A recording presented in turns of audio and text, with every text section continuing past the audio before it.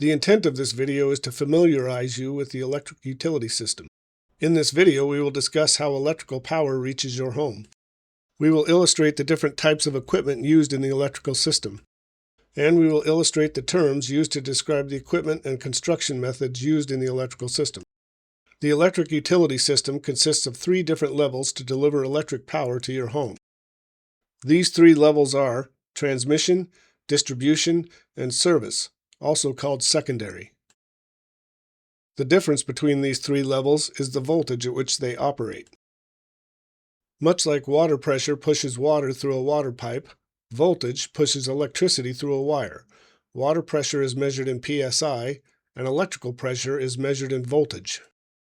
At the transmission level, the PUD uses a voltage of 115 kV, or 115,000 volts.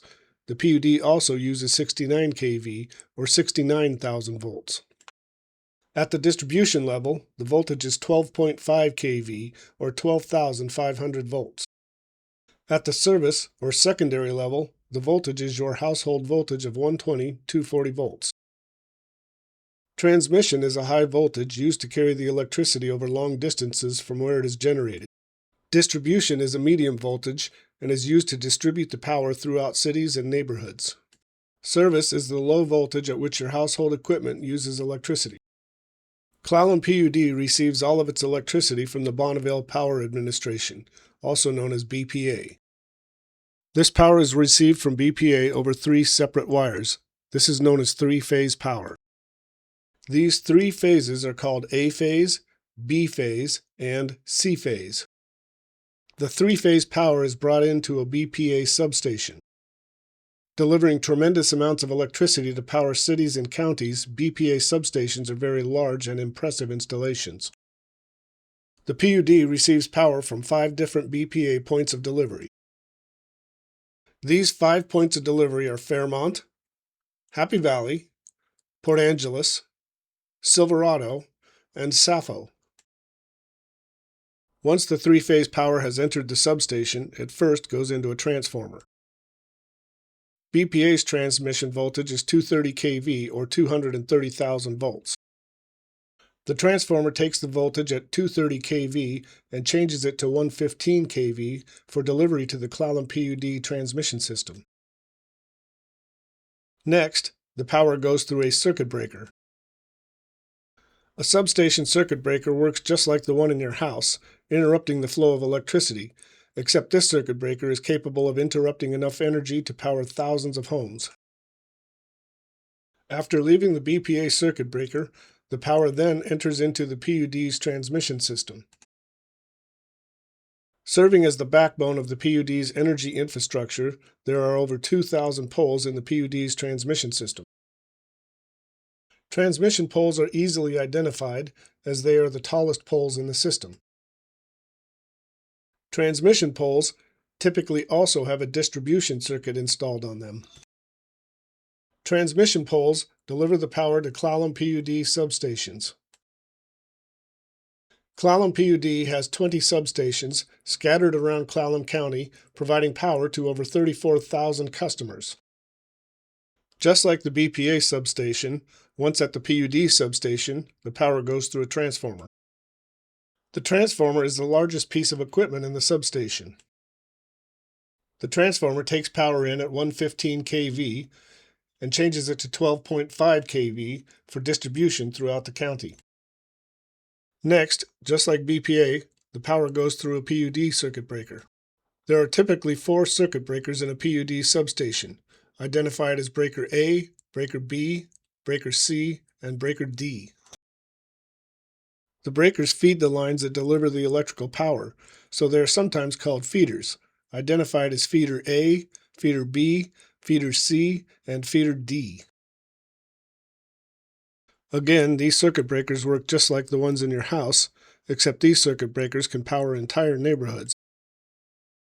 Each circuit breaker feeds power to a specific area of the city and can supply power to typically between 1,000 and 2,000 customers. Illustrated here, you can see the area fed by feeder A, and that by feeder B, and that by feeder C, and finally, the area fed by feeder D. Each circuit breaker has three-phase power coming into it, and then each feeder is sending three-phase power out for distribution. The feeder leaves the circuit breaker, going underground until it is outside of the substation, and then it goes up a riser on a power pole. A riser is the gray conduit you see attached to the power pole, which carries the wires from underground to the overhead wires above, which then send the power out to the area that it is feeding. The power then begins its journey of distribution, being carried in wires throughout the city.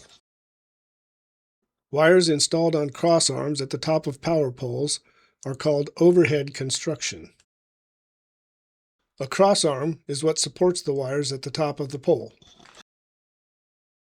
These overhead wires are also called primary wires, as they carry the primary distribution voltage of 12.5 kV. The three-phase primary distribution wire is just like transmission and is identified as A phase, B phase, and C phase.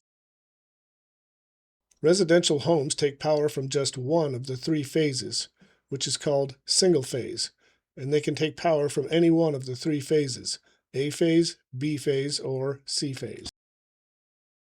Some facilities, such as apartment buildings, require more power, and they use two of the three wires. This is called V phase. V phase can use any combination of the three wires, A and B, A and C, or B and C. Some facilities consume a lot of power and use all three wires. This is three-phase power and uses all three phases, A, B, and C.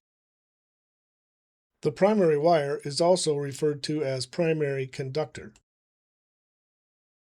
Lines that branch off of this are called primary taps. These taps can be a three-phase primary tap, V-phase primary tap, or a single-phase primary tap. The primary wires run overhead on the pole. The primary tap is connected below. They are connected together by jumpers. The primary wire is then distributed throughout the area. Three-phase primary wires tend to follow the major streets in that area. As the load decreases, V-phase taps distribute the power along minor streets. And finally, single-phase taps brings power to each and every home in that area. For the electricity to reach its final destination, it first goes through what is called a cutout. A cutout is the gray cylinder you might see attached to cross arms. The purpose of a cutout is to provide a means of disconnecting the power. When it is closed, power flows. When it is open, no power can flow. The cutout is designed with a ring in the top of it. Linemen can insert what is called a hot stick into this ring, and by pulling on it, open the cutout, disconnecting the power. Inside of the cutout, there is installed what is called a fuse. A fuse does the same thing as a circuit breaker, interrupting the flow of electricity. The difference is a circuit breaker is resettable, and a fuse is a one-time device. When a circuit breaker trips, it can be reset, restoring power. When a fuse blows, it must be replaced to restore power. Inside of the fuse is a piece of wire which is designed to melt when too much energy goes through it. When the fuse melts, electricity is stopped. When the fuse melts, it is a very violent affair, creating a small but very loud explosion that sounds like a shotgun blast. People often hear this and think that their transformer has blown. In reality, what they heard was the fuse blowing. When the fuse blows, it causes the cutout to swing open, creating a visual open that makes it easy for linemen to locate the problem. After leaving the cutout, the power then enters into a transformer. A transformer changes the voltage from the primary voltage of 12.5 kV to a secondary voltage of 120/240 volts, which powers everything in your home. The transformer is connected to the cutout with what is called a jumper. After leaving the transformer, power is delivered to your home via a service drop cable. The service drop is also known as the secondary. It is called the secondary because it is attached to the low voltage secondary side of the transformer, as opposed to being connected to the high voltage primary side of the transformer. Both primary and secondary wires attach to the transformer on what are called bushings. 3 transformers attached to a pole are a 3-phase transformer bank. 2 transformers are a V-phase transformer bank. And 1 transformer is a single-phase transformer. The secondary wire is then attached to what is called a meter base. A meter base is the electrical box to which the meter is plugged into. The meter is an instrument that records the power consumed, which is then used for billing each month. The meter base is owned by the customer, and it is their responsibility to fix or replace if it becomes damaged in any way. The meter is owned by Clallam PUD and replaced by the PUD if damaged or not working. Most residential homes have just one meter. Some facilities, like an apartment complex, will have multiple meters, one for each residence. Power is delivered to many homes by means of an overhead wire strung in the air. For many other homes, the power is delivered by means of a wire buried underground. To transition from overhead to underground, the wire goes through what is called a riser. A riser is the gray PVC conduit you see mounted to the side of a power pole. This conduit carries the electrical wires inside of it.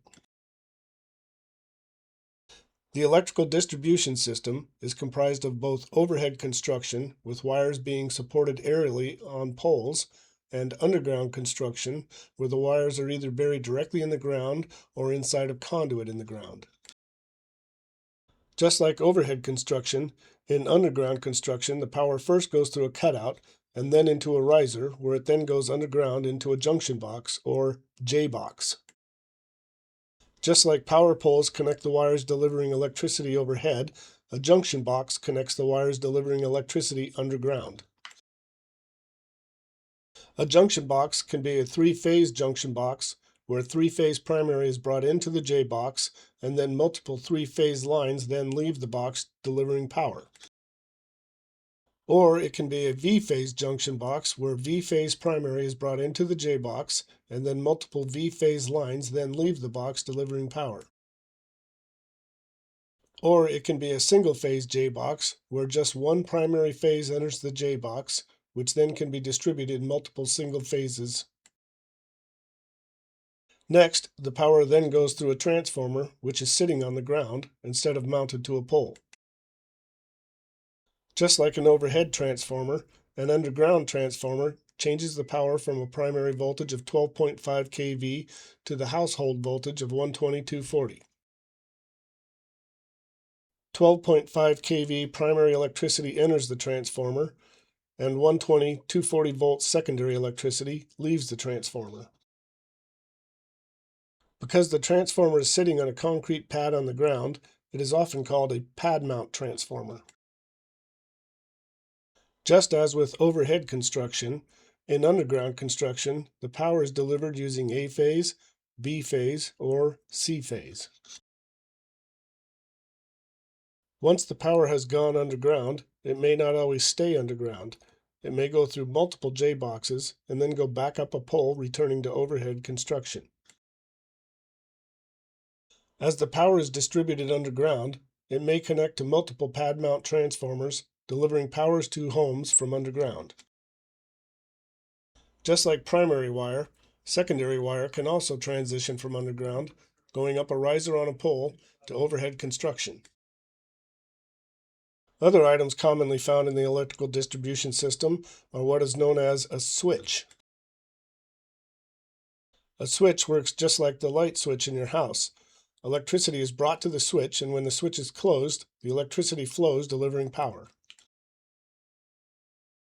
The switch is mounted to the pole underneath of the power lines and connects one set of power lines to another.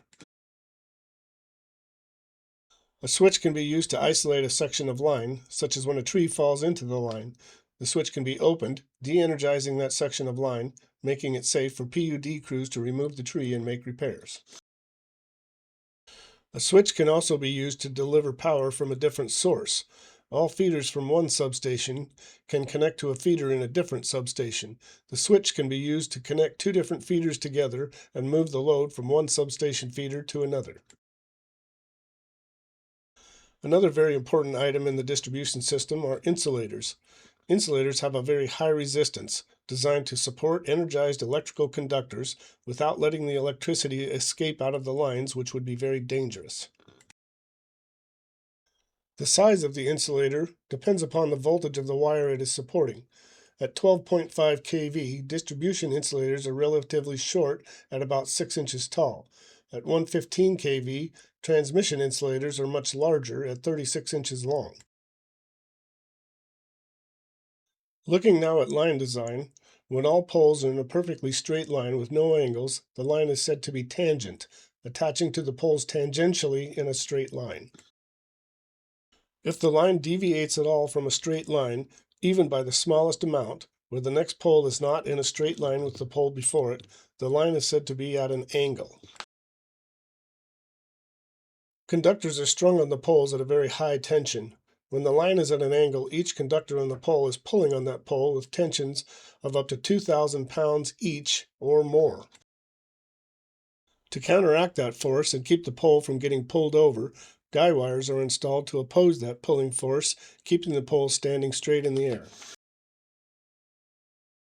Guy wires which attach to the pole and go down to an anchor in the ground are called down guys. Guy wires which cross over the road in the air and attach to a shorter pole on the other side of the road are called span guys. The shorter pole that they are attached to is called a guy stub pole. Guy stub poles will then have down guys opposing the pulling force of the span guy. The electrical wire is attached to poles. In between the poles where it is attached, the wire droops down, forming a sagging arc. This is called wire sag. This concludes our description of the electrical system.